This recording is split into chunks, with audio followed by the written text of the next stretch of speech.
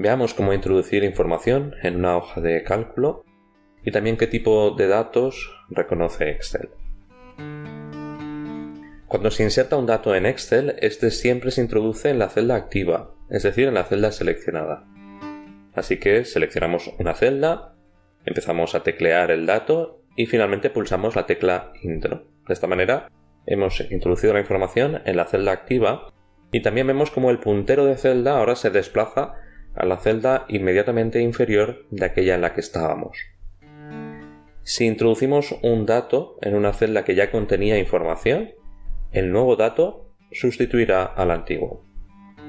Así que si lo que queremos es corregir un dato erróneo que hayamos introducido en una celda, deberemos seleccionarla y posteriormente editarla.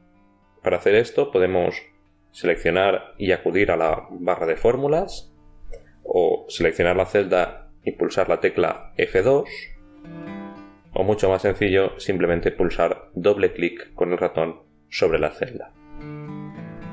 De cualquiera de estas maneras, editaremos el contenido de la celda y podremos hacer las modificaciones pertinentes. Si lo que deseamos es borrar el contenido de una celda, la seleccionamos y ahora pulsamos la tecla Sub o la tecla Retroceso.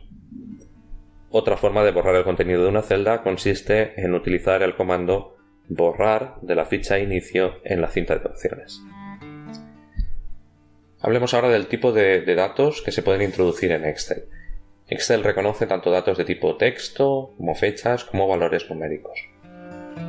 Los datos de tipo texto son cualquier combinación de letras, números y símbolos que Excel no puede considerar como valor numérico o como fecha. Podemos introducir muchos caracteres en una celda, pero es posible que no se puedan ver todos si la celda no es lo suficientemente ancha y la que está a la derecha contiene información. Tipo de datos fecha. Es necesario que las fechas se introduzcan de una manera que Excel las reconozca como tales. Algunos formatos reconocidos serían los siguientes.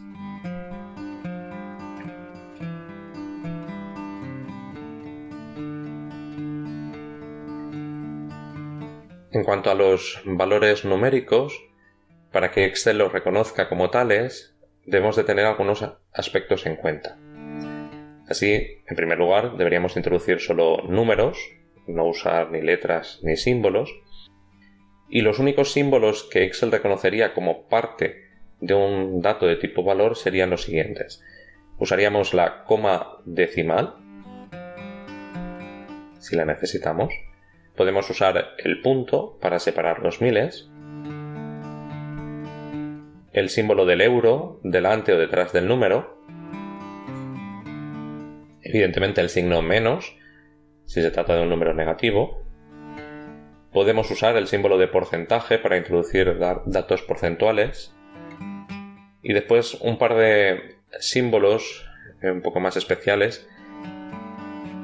Podríamos usar el signo de división, si estamos hablando de números fraccionarios, o el signo de exponenciación, la E mayúscula o minúscula, para notaciones científicas. Hablemos ahora del desbordamiento de celda. Cuando el dato que contiene una celda no cabe dentro de la propia celda, se produce este desbordamiento. Si el dato es de tipo texto y la celda que hay a la derecha de la que se ha desbordado está vacía, Excel utilizará ese espacio para mostrar el texto que no cabe en la celda desbordada. Si la celda que hay a la derecha contiene un dato, Excel solo mostrará la parte del texto que quepa en la celda. Esto en el caso de que el dato sea de tipo texto, pero si el dato es de tipo valor numérico o fecha, entonces Excel mostrará en la celda las marcas de desbordamiento, unos símbolos de almohadilla. Comentemos también brevemente las opciones que tenemos en Excel para copiar y mover los datos de un lugar a otro de la hoja de cálculo. Para ello podemos usar la técnica de copiar y pegar, si deseamos copiar los datos, o cortar y pegar para moverlos. Encontramos esas opciones de copiar, cortar y pegar en la ficha inicio de la cinta de opciones o en el menú contextual que aparece al pulsar el botón derecho. Así, si queremos copiar los datos, seleccionaríamos, pulsaríamos sobre la opción copiar, nos movemos hasta la celda donde queremos copiar los datos y aquí los pegamos. Y si lo que queremos es mover los datos, seleccionamos, cortamos, nos vamos a las celdas que van a ser el destino y pegamos.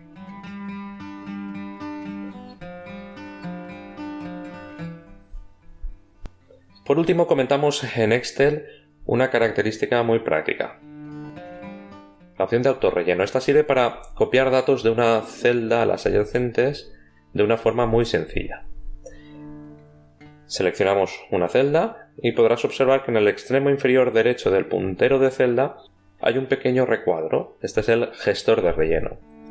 Si situamos el puntero del ratón sobre el gestor de relleno, podrás observar que se transforma en una cruz delgada. Pues bien, ahora hacemos clic sobre él y sin soltar el botón del ratón, arrastramos, en nuestro caso hacia abajo.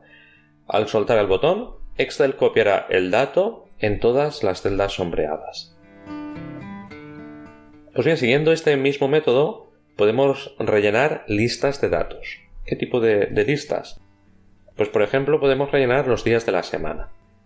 Así escribimos el primer día, seleccionamos la celda, nos vamos al gestor de relleno y rellenamos esta lista. Podemos hacer lo mismo con los días de la semana abreviados. También podemos hacer lo mismo con los meses o con los meses abreviados. Además de listas, también podemos utilizar esta característica, la de autorrelleno, para crear series de fechas o números. Si en el caso de las fechas escribimos una fecha y usamos esta característica. Y en el caso de las series de números, debemos de tener en cuenta que debemos escribir los dos primeros elementos de la serie, seleccionar las dos celdas para proceder con el autorrelleno.